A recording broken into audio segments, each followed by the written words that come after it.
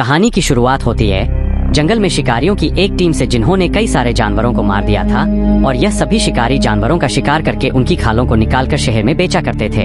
यह लोग खालों को बांधकर बस यहाँ से निकलने की तैयारी करने ही वाले थे कि तभी जंगल के आदिवासी लोग इन पर हमला कर देते हैं और इन्हें चारों तरफ से घेर लेते हैं। जंगल के आदिवासी लोग बहुत ज्यादा गुस्से में होते हैं और इन पर तीर बरसाना शुरू कर देते हैं, जिससे शिकारी टीम के बहुत सारे लोग मारे जाते हैं। और यह आदिवासी कबीला इसलिए हमला करता है क्योंकि उनका जो सरदार होता है उसकी बेटी को किसी ने किडनैप कर लिया था और उन आदिवासी लोगों को लगता है कि यह इन्हीं शिकारी लोगों का काम है। यह लोग भी उन आदिवासियों से मुकाबला करते हैं, पर आदिवासी तादाद में ज्यादा होते हैं, इसलिए यह लोग उनका मुकाबला नहीं कर पाते और इनके कई सारे लोग मारे जाते हैं। अब शिकारी टीम के कैप्टन को भी समझ आ चुका था कि अगर आदिवासियों से लड़ेंगे तो हम सब मारे जाएंगे, इसलिए वह अपनी टीम से कहता है कि जितनी खाल हो सके उठाओ और उन्हें लेकर जल्दी से बोट पर चले जाओ। यहाँ मूवी का मेन कैरेक्टर ग्लास अपने बेटे के पास आता है और उसे जल्दी से बोट तक पहुँचने को कहता है। तभी यह लोग देखते हैं कि आदिवासी लोगों का एक और बड़ा ग्रुप आ रहा है, इसलिए यह लोग लड़ना छोड़ देते हैं और अपनी जान बचाने के लिए तेजी से बोट की तरफ भागते हैं। इसी बीच शिकारी टीम के और भी कई सारे लोग मारे जाते हैं। बस कुछ ही लोग बोट तक पहुंचकर यहाँ से निकल जाते हैं। उनके जाने के बाद आदिवासी लोग शिकारियों से बची सारी खालों पर कब्जा कर लेते हैं और कबीले के सरदार को यहाँ अपनी बेटी नहीं मिलती। अब कबीले का सरदार अपने लोगों से कहता है कि यहाँ पर जितनी भी उन अमेरिकन शिकारियों से खालें बची है उन्हें उठा लो। इन खालों को हम फ्रेंच शिकारियों को दे देंगे, बदले में हम उनसे घोड़े और बंदूकें ले लेंगे और मेरी बेटी को तब तक ढूंढते रहेंगे जब तक वह मिल नहीं जाती। दूसरी तरफ यह अमेरिकन शिकारी लोग काफी दूर जाने के बाद भी डरे हुए होते हैं और बंदूक तान कर तैयार रहते हैं, क्योंकि उन्हें भी पता था कि वह आदिवासी लोग इनका इतनी आसानी से पीछा नहीं छोड़ेंगे और वह कभी भी इनके ऊपर हमला कर सकते हैं। अब यहाँ पर इन लोगों को समझ नहीं आ रहा होता कि हमें किस तरफ जाना चाहिए। तब कैप्टन ग्लास से पूछता है कि हमें क्या करना चाहिए। ग्लास कहता है कि हमें इस बोट को छोड़ के जमीन के रास्ते चलना चाहिए, क्योंकि वह आदिवासी लोग नदी को फॉलो करते हुए जल्दी हमारे तक पहुंच जाएंगे, इसीलिए जमीन ही हम सबके लिए सबसे सेफ रास्ता है। लेकिन ग्लास की इस बात से इनके ग्रुप का एक आदमी जिसका नाम गायराल है, उसे ग्लास का यह फैसला ठीक नहीं लगता। वो कहता है कि अगर हम जमीन से जाएंगे तो वह लोग हमें जल्दी मार देंगे, क्योंकि जमीन का रास्ता बहुत लंबा है और हमें घर पहुंचने में कई हफ्ते लग जाएंगे। लेकिन टीम का कैप्टन गैराल से कहता है कि ग्लास इस जगह को हमसे बेहतर जानता है, इसलिए हमें उसकी बात मान लेनी चाहिए और यह लोग तय करते हैं कि अब हम जमीन के रास्ते जाएंगे। अब यहाँ गैराल्ड भी कैप्टन की बात मान लेता है, लेकिन कुछ लोगों को ग्लास का जमीन से जाने का फैसला ठीक नहीं लगता, इसलिए वह लोग बोट के जरिए नदी से होते हुए घर पहुँचने का फैसला करते हैं। इसके बाद जो जमीन के रास्ते से जाने वाले थे वो बोट से उतर जाते हैं और बोट में बैठे कुछ लोग नदी के रास्ते से आगे बढ़ते हैं। यहाँ कैप्टन सभी से कहता है कि हमें सारी खालें यहीं पर छोड़नी चाहिए ताकि रास्ते में हमें किसी भी परेशानी का सामना ना हो। कैप्टन की बात सभी को ठीक लगती है, जिसके बाद यह लोग सारी की सारी खालें पत्थरों के नीचे छिपा देते हैं, ताकि अगर फ्यूचर में यह लोग फिर कभी इस जगह पर आए तो इनकी खालें उन्हें मिल जाए। और अब यह सारे के सारे जंगल के रास्ते चलना शुरू कर देते हैं। पर अब उनके लिए मुश्किलें बढ़ने वाली थी, क्योंकि जल्द ही सर्दी का मौसम आने वाला था और उन्हें कई हफ्तों तक पैदल चलकर अपने घर पहुंचना था। लेकिन इसके अलावा उनके पास कोई दूसरा रास्ता नहीं था, इसलिए यह सभी लोग ठंड से मुकाबला करने के लिए तैयार थे। जंगल के रास्ते से पैदल चलते हुए शाम हो जाती है और अब यह लोग एक जगह पर रुककर रात यहीं पर गुजारने का फैसला करते हैं। कुछ देर बाद रात हो जाती है और यह सभी जंगल में सो जाते हैं। अगली सुबह हम देखते हैं कि जो लोग ग्लास के जमीन के रास्ते से पैदल चलने का फैसला गलत समझ रहे थे, अब उन लोगों को अपनी गलती का पछतावा होता है। वह आदिवासी लोग आकर उन्हें मार देते हैं और आदिवासी लोग समझ जाते हैं कि कुछ लोग जंगल के रास्ते से पैदल निकल गए, इसलिए यह लोग पूरे जंगल में फैल जाते हैं उन बचे हुए अमेरिकन शिकारियों को ढूंढने। एक आदिवासी को जमीन पर चलने वाले अमेरिकन शिकारियों के पैरों के निशान भी मिल जाते हैं। वह आकर अपने कबीले के सरदार को बताता है। कबीले के सरदार को लगता है कि मेरी बेटी उन्हीं के पास है और अब यह आदिवासी लोग पैरों के निशान को फॉलो करते हुए उनके पीछे जाते हैं। इधर यह लोग लगातार कई घंटों से पैदल जंगल के रास्ते से आगे बढ़ते हैं और यह लोग काफी ज्यादा थक जाते हैं, इसलिए यह लोग कुछ देर आराम करने के लिए यहीं पर डेरा जमा देते हैं और सभी आराम करने लगते हैं। सभी लोगों को भूख लगी हुई थी, पर खाने के लिए कुछ भी नहीं था, इसलिए ग्लास शिकार ढूंढने जंगल में अकेला निकल पड़ता है। कुछ दूर आने के बाद उसे महसूस होता है कि आसपास कोई है, इसलिए ग्लास बंदूक उठाकर रेडी हो जाता है और तभी उसे सामने भालू के 2 छोटे बच्चे दिखाई देते हैं। इससे पहले कि ग्लास वहां से निकल पाता तभी एक बड़ा भालू उस पर हमला कर देता है, जिससे ग्लास के हाथ से बंदूक गिर जाती है। वो भालू ग्लास को उठाकर पटकता है और ग्लास को बुरी तरह से जख्मी कर देता है। अब ग्लास कुछ भी नहीं कर सकता था, इसलिए वह आराम से जमीन पर लेट जाता है। ग्लास जब शांत होता है तो भालू भी वहां से जाने लगता है, लेकिन ग्लास शिकार पाने के लिए किसी तरह करके अपने गन के पास पहुंचता है। तभी वह भालू दोबारा से ग्लास पर हमला करने के लिए आता है। ग्लास जल्दी से बंदूक से उसे गोली मारता है, पर वह गोली भालू के सर में लगने के बजाय उसके गले में लग जाती है, जिससे भालू अब और ज्यादा चिढ़ जाता है और अपने पंजों से ग्लास के गले को चीर देता है। लेकिन भालू रुकता नहीं और वह ग्लास के पूरी बॉडी को बुरी तरह से अपने पंजों से काट देता है। गोली लगने की वजह से भालू भी कमजोर हो चुका था। ग्लास अब किसी तरह करके चाकू निकालकर उस भालू पर कई वार करता है, जिससे यह दोनों ढलान से लुढ़कते हुए नीचे गिर जाते हैं। जिसके बाद वह भालू भी ग्लास के ऊपर गिर जाता है, लेकिन भालू मर चुका था और ग्लास भी लगभग मर ही चुका होता है, क्योंकि भालू ने उसका गला पूरी तरह से फाड़ दिया था और इसकी पूरी बॉडी पर गहरे जख्म थे। ग्लास बहुत ही ज्यादा तकलीफ में था। ग्लास ने जब भालू पर गोली चलाई थी तब गोली की आवाज उसके साथियों ने सुन ली, इसलिए ग्लास के साथ ही उसे ढूंढते हुए वहां पर पहुंच जाते हैं और वह देखते हैं कि ग्लास के ऊपर भालू गिरा हुआ है। वो बड़ी मुश्किल से भालू को उसके ऊपर से हटाते हैं और ग्लास को अपने साथ ले जाते हैं। अब उनमें से एक आदमी ग्लास के घावों को सीना शुरू करता है। दर्द के मारे ग्लास का बुरा हाल हो गया था।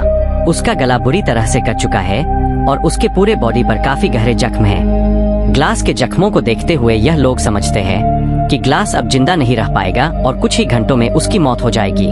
दूसरी तरफ आदिवासी कबीले का सरदार अमेरिकन शिकारियों से जो खालें बची हुई थी, वह इन खालों को फ्रेंच शिकारियों को दे देता है, जिसके बदले वो उनसे बंदूकें और घोड़े ले लेता है, जिसका मतलब इन अमेरिकन शिकारियों यानी ग्लास और उसके साथियों के लिए मुश्किलें बढ़ने वाली थी, क्योंकि इससे पहले यह आदिवासी तीर कमान से हमला किया करते थे, लेकिन अब आदिवासियों के पास घोड़े और बंदूकें भी आ गई थी। अब ग्लास बुरी तरह से जख्मी होने की वजह से चल नहीं सकता था, इसलिए यह लोग ग्लास के लिए लकड़ी का एक स्ट्रेचर बनाते हैं। वो ग्लास को उसके ऊपर रखते हैं और आगे बढ़ना शुरू करते हैं। इस तरह से यह लोग बारी बारी से ग्लास को उठाते हैं। यह लोग ग्लास को काफी दूर तक ले आते हैं, पर आगे का रास्ता बहुत ही मुश्किल था, क्योंकि आगे एक ऊंचा पहाड़ था जहां से इन लोगों को गुजरना था। यह पहाड़ी रास्ता इतना खराब था कि वहां से अकेला आदमी भी ठीक से नहीं चढ़ पाता था, इसलिए ग्लास को यहां से चढ़ाना नामुमकिन था। यह लोग फिर भी कोशिश करते हैं, पर यह लोग ग्लास को नहीं चढ़ा पाते। तभी उनका जो कैप्टन होता है वह अपने एक आदमी को बोलता है कि ग्लास के मुंह पर कपड़ा रखो। दरअसल वह ग्लास को गोली मारने वाला होता है, क्योंकि उसको लगता है कि ग्लास तकलीफ से गुजर रहा है और वैसे भी ग्लास अब बच नहीं सकता। ग्लास दर्द से तड़प रहा होता है और उसको यहाँ से घर ले जाना लगभग नामुमकिन है। कैप्टन ग्लास को मारने ही वाला होता है कि तभी ग्लास का बेटा सामने आकर बोलता है कि ऐसा मत करो। कैप्टन को उस पर तरस आ जाता है और वह ग्लास को गोली नहीं मार पाता, क्योंकि ग्लास की वजह से यह सभी जिंदा बचे होते हैं। कैप्टन वहाँ पर मौजूद सभी लोगों से कहता है कि जो भी 2 लोग ग्लास के मरने तक उसके पास रुकेंगे उसे गांव वापस आते ही $0 दिए जाएंगे। कैप्टन कहता है कि ग्लास ने हम सबकी मदद की है और कैप्टन चाहता था कि ग्लास को नेचुरल डेथ मिले और जब ग्लास मर जाए तो उसका अंतिम संस्कार करके वो 2 लोग भी वापस आ जाए। अब ग्लास का बेटा फौरन बोलता है कि मैं रुकूंगा और वहाँ पर एक लड़का और होता है जिसका नाम फ्रेजर है। वो कहता है कि मैं रुकूंगा चाहे $0 मिले या ना मिले। अब ग्लास का बेटा हॉक और फ्रेजर दोनों उम्र में छोटे थे, इसलिए कैप्टन कहता है कि एक और आदमी भी इनके पास रहना चाहिए। यहाँ गैराल सामने आकर बोलता है कि मैं रुकूंगा पर $0 बहुत कम है। तब कैप्टन बोलता है ठीक है, $1 मिलेगा। और तभी जो ग्लास का बेटा और जो दूसरा लड़का होता है वह कहते हैं कि तुम हमारे $1 भी रख सकते हो। यह सुनकर गैराल कहता है $300 काफी है, इससे मैं अपना घर खरीद सकता हूँ और वैसे भी 2 से 3 दिनों की बात है। इससे ज्यादा दिन ग्लास जिंदा नहीं बच पाएगा और गैराल्ड भी उनके साथ रुकने के लिए तैयार हो जाता है। अब यह 3 लोग ग्लास के पास यहाँ पर रुक जाते हैं और बाकी सब आगे निकल जाते हैं। गैराल्ड ग्लास के पास ही बैठ जाता है और ग्लास के मरने का इंतजार करने लगता है, लेकिन ग्लास मरने का नाम तक नहीं ले रहा होता। अगले दिन ग्लास का बेटा और वह दूसरा लड़का पेट भरने के लिए शिकार और पीने के लिए पानी लेने चले जाते हैं। तब गैराल्ड पास ही में एक घड़ा खोदने लग जाता। लेकिन गैराल्ड ऐसा क्यों कर रहा है? क्या वह ग्लास को जिंदा दफनाने का सोच रहा है? यह तो हमें आगे ही पता चलेगा।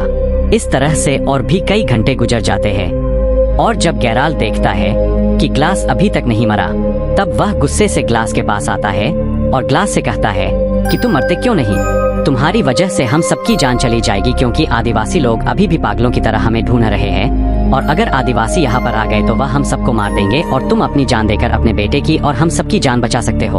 अब गैराल्ड ग्लास से कहता है कि अगर तुमने अपनी पलकें नीचे झपका ली तो मैं समझ जाऊंगा कि तुम मरने के लिए तैयार हो। ग्लास बेचारा काफी देर तक कोशिश करता है कि उसकी पलकें ना झपके, लेकिन तब गैराल्ड उसे कहता है कि मुझे लगता है कि तुम अपने बेटे को भी नहीं बचाना चाहते। ग्लास गैराल्ड की बात सुनकर अपने बेटे को बचाने के लिए अपनी पलकें नीचे झपका देता है। यह देखकर गैराल्ड ने उसके मुंह में कपड़ा घुसाकर उसकी सांस रोक दी और ग्लास अब तड़प कर मर रहा होता है।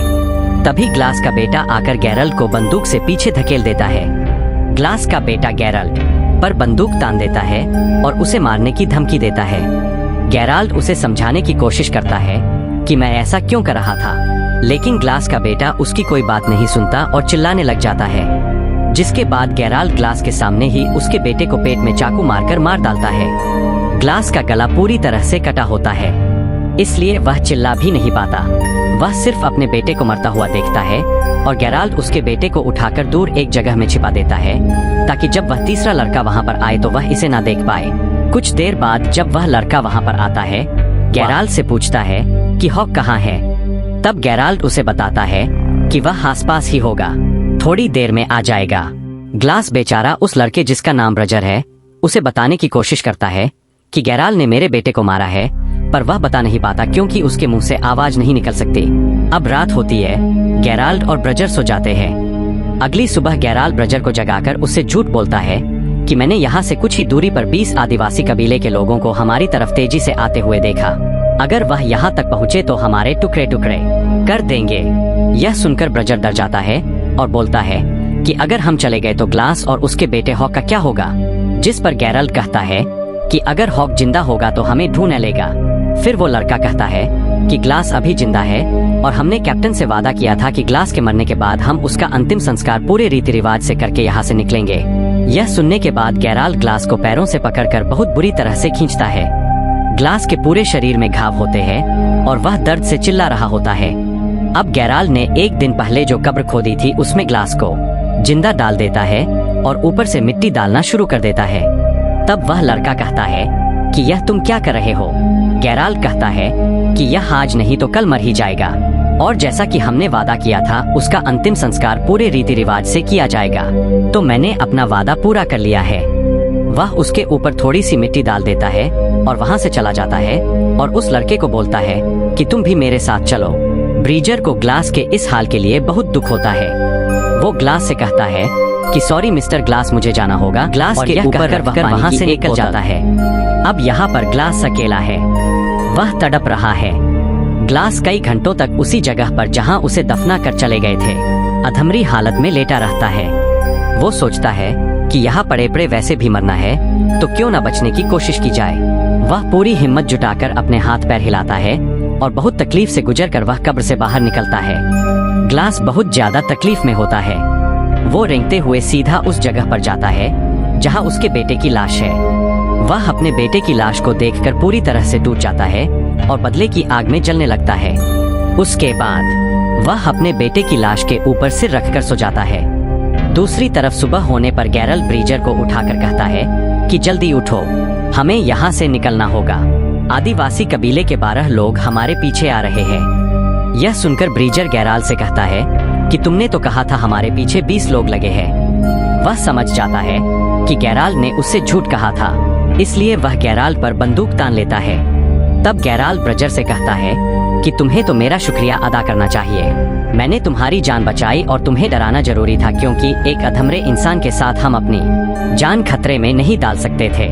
वैसे भी ग्लास मरने वाला था और अगर तुम जिंदा रहना चाहते हो तो मैं जैसा कहता हूँ वैसा करो, वरना तुम अकेले ग्लास के पास वापस जा सकते हो।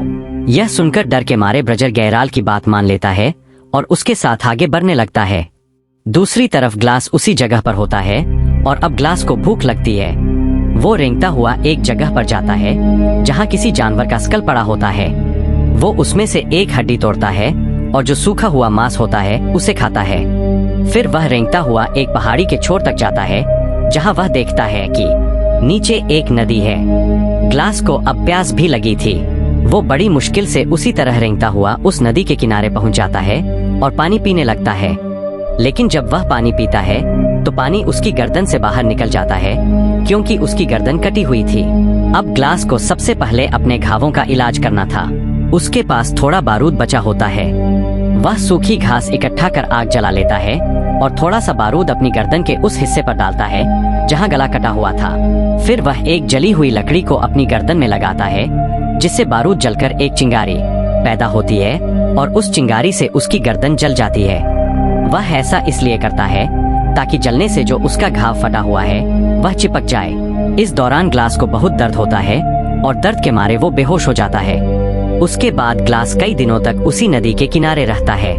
वो पानी पीकर और मरे हुए जानवरों का मांस खाकर अपने आप को जिंदा रखता है। एक दिन वो आदिवासी कबीले वाले लोग उसी नदी के किनारे आ जाते हैं और इससे पहले कि वह ग्लास को देख पाते, ग्लास जल्दी से नदी में कूद जाता है। वह नदी में तैरता हुआ उन आदिवासी लोगों से काफी दूर चला जाता है। नदी के इस बर्फीले ठंडे पानी में रहने के बाद ग्लास का ठंड से बुरा हाल हो गया था। वह बहुत मुश्किल से आग जलाकर अपनी बॉडी को गर्म करता है और अब यहीं पर रहने का फैसला करता है। इस तरह से ग्लास को यहाँ पर रहते हुए काफी दिन गुजर जाते हैं। अब उसके जख्म भी ठीक हो चुके थे और ग्लास थोड़ा बहुत चलने लगा था। नदी के किनारे होने की वजह से उसे पानी की तो कोई कमी नहीं थी, लेकिन पेट भरकर खाना उसे बहुत मुश्किल से मिलता था। वह वहाँ नदी से मछली पकड़कर उसे कच्चा खाकर गुजारा किया करता था और अपने आप को जिंदा रखता। अब एक रात को जब वह सो रहा होता है तभी उसको आग की कुछ लपटें दिखाई देती है और जब वह उस तरफ जाता है तो वहाँ पर एक आदमी होता है जिसने बहुत बड़ा शिकार किया था और वह उसे खा रहा होता है। ग्लास उसके पास जाता है और जैसे ही वह ग्लास को देखता है वो अपना तीर और कमान उस पर तान देता है। ग्लास इशारों से बताता है कि मैं तुम्हारे लिए कोई खतरा नहीं हूँ, मुझे बस खाना चाहिए। वो आदमी समझ जाता है और ग्लास को खाने के लिए शिकार का एक टुकड़ा देता है और दोनों पूरी रात वहीं सो जाते हैं। सुबह उठकर वह आदमी जब ग्लास के जख्मों को देखता है तो वह ग्लास से पूछता है कि यह तुम्हें क्या हुआ है। तब ग्लास उसे बताता है कि मैं अपनी टीम के साथ शिकार पर था और मेरी यह हालत एक जंगली भालू ने की है, जिसके बाद मेरे साथियों ने मुझे मरने के लिए जंगल में ही छोड़ दिया और उन्होंने मेरे बेटे को भी मार दिया। यह सुनकर उस आदमी को ग्लास के लिए बहुत दुख होता है और यह जो आदमी है वो कहता है कि मेरे पूरे परिवार को भी फ्रेंच शिकारियों ने मार डाला। यह कहते हुए वह आदमी बहुत ज्यादा इमोशनल हो जाता है, पर वो कहता है कि वो उन फ्रेंच लोगों से बदला नहीं लेना चाहता क्योंकि बदला लेना ऊपर वाले के हाथ में है। वह आदमी ग्लास के जख्मों को देखते हुए कहता है कि तुम मेरे साथ ट्रैवल कर सकते हो और इसके बाद वह दोनों एक घोड़े पर आगे का सफर तय करते हैं। दूसरी तरफ गायराल्ड और ब्रीजर अपने गांव के काफी करीब पहुंच जाते हैं, लेकिन गांव में एंटर होने से पहले गायराल्ड ब्रीजर से कहता है कि हमने जो भी किया उसके बारे में किसी को भी पता नहीं चलना चाहिए। वो ब्रजर से कहता है कि अगर उन्हें सच पता चला तो कैप्टन हमें सूली पर चढ़ा देगा। मजबूरी में ब्रजर उसकी बात मान जाता है। अब गैरल्ड और वह लड़का कैप्टन के पास जाते हैं और गैरल्ड कैप्टन को बताता है कि ग्लास के आखिरी सांसों तक हम उसके साथ रहे। हमने उसे अच्छी तरह से अंतिम संस्कार के साथ दफनाया और ग्लास का बेटा आदिवासी लोगों के हाथ लग गया और हम अपनी जान छुड़ाकर वहाँ से भाग आए। यह सुनकर कैप्टन अपने वादे के मुताबिक उन दोनों को $100 देता है, लेकिन वह लड़का पैसे लिए बिना वहाँ से चला जाता है। गैरल्ड उस लड़के के पैसे भी उठाकर बोलता है कि सफर में जो कुछ भी हुआ उससे यह लड़का सदमे में है, इसीलिए वह ऐसा कर रहा है और गैरल्ड भी वहाँ से बाहर निकल जाता है। दूसरी तरफ ग्लास बर्फ में उस आदमी के साथ आगे का सफर तय कर रहा होता है और तभी बर्फ का तूफान शुरू हो जाता है।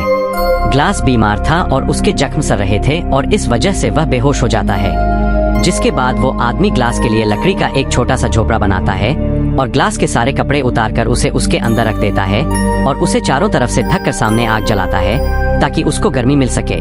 इस तरह से रात गुजर जाती है और अगली सुबह जब ग्लास उठता है तो वह चारों तरफ देखता है पर वो आदमी कहीं भी नहीं होता और जब वो थोड़ा आगे जाता है तो देखता है कि किसी ने उस आदमी को फांसी लगाकर पेड़ से लटका दिया है और वही कुछ दूरी पर ग्लास फ्रेंच शिकारियों को देखता है। ग्लास समझ जाता है कि इन्हीं लोगों ने उस आदमी को फांसी पर लटकाया है। अब ग्लास उनके घोड़ों तक पहुंचता है और वहाँ ग्लास देखता है कि एक फ्रेंच शिकारी एक लड़की के साथ रेप कर रहा है और यह लड़की कोई और नहीं बल्कि आदिवासी कबीले के सरदार की बेटी थी। असल में ये वही फ्रेंच शिकारी थे जिनसे आदिवासी कबीले के सरदार ने खालों के बदले घोड़े और बंदूकें ली थी और इन्हीं फ्रेंच शिकारियों ने कबीले के सरदार की बेटी को किडनैप किया। जानता है कि अगर वह बाहर रहा तो ठंड से मर जाएगा।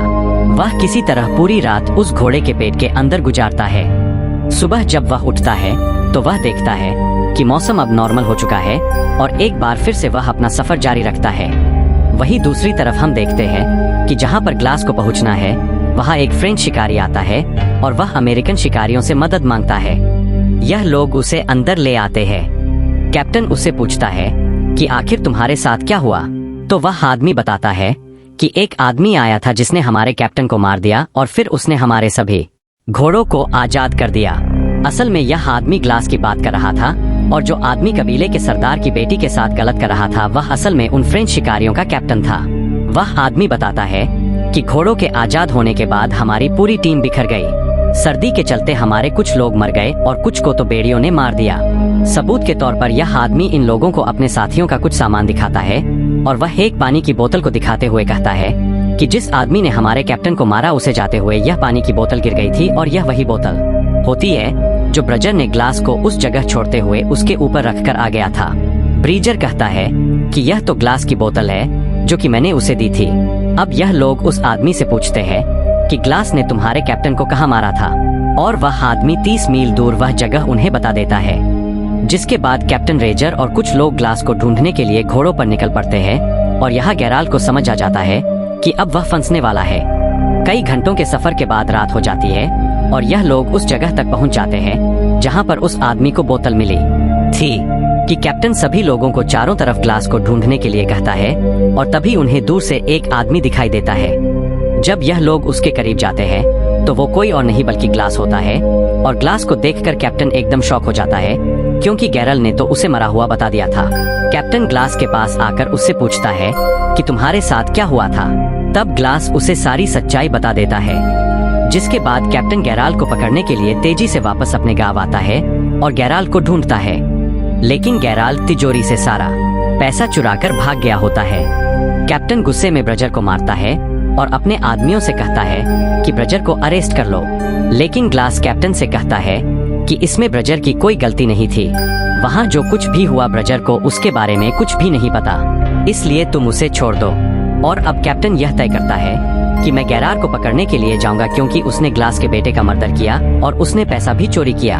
तब ग्लास बोलता है कि मैं भी तुम्हारे साथ जाऊंगा, लेकिन कैप्टन कहता है नहीं, तुम्हें अभी आराम की जरूरत है, मैं अकेले उसे मारने जाऊंगा। ग्लास कहता है नहीं, मैं उसके लिए बहुत दूर से सफर तय करके आया हूँ और उसे सिर्फ मैं मारूंगा। जिसके बाद कैप्टन ग्लास की बात मान लेता है और ये दोनों घोड़ों पर गैराल्ट को मारने निकल पड़ते हैं। ये दोनों गैराल्ट के घोड़े के पैरों के निशानों को फॉलो कर रहे होते हैं और काफी दूर तक जाने के बाद यह दोनों अपना अपना रास्ता बदल लेते हैं। कैप्टन ग्लास से कहता है कि तुम दाएं रास्ते से जाओ और मैं बाएं वाले रास्ते से जाऊंगा। अब यह दोनों एक दूसरे से अलग हो जाते हैं और जब कैप्टन गैराल्ट को ढूंढ रहा होता है तो गैराल्ट एक बड़े से पत्थर के पीछे से निकलता है और कैप्टन को गन पॉइंट पर लेकर कहता है कि कैप्टन तुम यहाँ पर क्या कर रहे हो। कैप्टन उसे कहता है कि तुम्हारे ऊपर खून का इल्जाम है, इसलिए तुम मेरे साथ चलो, लेकिन गैराल्ट नहीं मानता। अब जैसे ही कैप्टन जेब से बंदूक निकालकर उसे मारने ही वाला होता है तभी गैराल्ट कैप्टन को शूट कर लेता है, जिससे कैप्टन की मौत हो जाती है। गोली की आवाज सुनकर ग्लास उस तरफ आता है और ग्लास देखता है कि वहाँ पर कैप्टन की लाश पड़ी हुई है और गैराल्ट भाग चुका है। अब ग्लास समझदारी से काम लेते हुए लकड़ी की एक बड़ी टहनी तोड़ता है और उसे कैप्टन की पीठ पर लगा देता है ताकि उसकी पीठ सीधी हो जाए। जिसके बाद वह कैप्टन को घोड़े पर बिठा देता है और खुद पीछे वाले घोड़े पर लाश की तरह लेट जाता है ताकि गैराल्ट को यह लगे कि आगे ग्लास है और पीछे जो लेटा हुआ है वह कैप्टन की डेड बॉडी है, और होता भी ऐसा ही है। इन घोड़ों को देखकर गैराल्ट को लगता है कि आगे जो है वह ग्लास है और पीछे जो लेटा हुआ है वह कैप्टन की लाश है। जिसके बाद वह आगे वाले आदमी पर गोली चला देता है और गोली लगते ही वह गिर जाता है। गैराल्ट खुश हो जाता है और उसे लगता है कि ग्लास भी अब मर चुका है। वह धीरे धीरे डेड बॉडी की तरफ आता है। जब वह डेड बॉडी तक पहुंचता है और बॉडी को पलटता है तो उसे पता चलता है कि यह ग्लास नहीं बल्कि कैप्टन है। अब इससे पहले कि गैरल्ट कुछ कर पाता, तभी ग्लास पीछे वाले घोड़े से उठकर गैरल्ट पर गोली चलाता है। यह गोली गैरल्ट के कंधे में लगती है और वह वहां से भागने लगता है। तब ग्लास भी उसका पीछा करता है और पीछा करते करते वह एक नदी के किनारे पहुंच जाता है, जहां पर इन दोनों के बीच एक बड़ी फाइट होती है। यह दोनों ही एक दूसरे को बुरी तरह से घायल कर देते हैं और तभी हम देखते हैं कि नदी के उस पार वह आदिवासी कबीले वाले आ जाते हैं जो इन लोगों को मारना चाहते हैं। और जब ग्लास गैरल्ट को मारने वाला होता है, तभी उसे उस आदमी की याद आती है जिसने उसे खाने के लिए मांस दिया था और बाद में फ्रेंच लोगों ने उसे सूली पर चढ़ा दिया था। उसने एक बार ग्लास से कहा था कि जो इंसान किसी दूसरे इंसान के साथ बुरा करता है, उसे बदला लेने के बजाय ऊपर वाले के सहारे पर छोड़ देना चाहिए। इसलिए ग्लास भी गैरल्ट को नदी में छोड़ देता है। नदी में बहते हुए गैरल्ट दूसरी तरफ पहुंच जाता है, जहां वह आदिवासी उसे पकड़कर मार देते हैं और अब वे लोग नदी पार करके ग्लास की तरफ आते हैं। पर वे लोग ग्लास को कुछ नहीं कहते और ग्लास को वहां पर छोड़कर जाने लगते हैं। असल में कबीले के सरदार को उसकी बेटी मिल गई होती है और यह वही लड़की होती है जिसका रेप होते हुए एक बार ग्लास ने उसे फ्रेंच लोगों से बचाया था। यह लड़की अपने पिता को ग्लास के बारे में बताती है कि उसने मेरी जान बचाई थी और यही वजह होती है कि वे लोग ग्लास को वहां पर छोड़कर चले जाते हैं। इसी के साथ यह कहानी खत्म हो जाती है। अगर आपको वीडियो अच्छी लगी हो तो हमारे चैनल को सब्सक्राइब और वीडियो को लाइक जरूर कीजिएगा।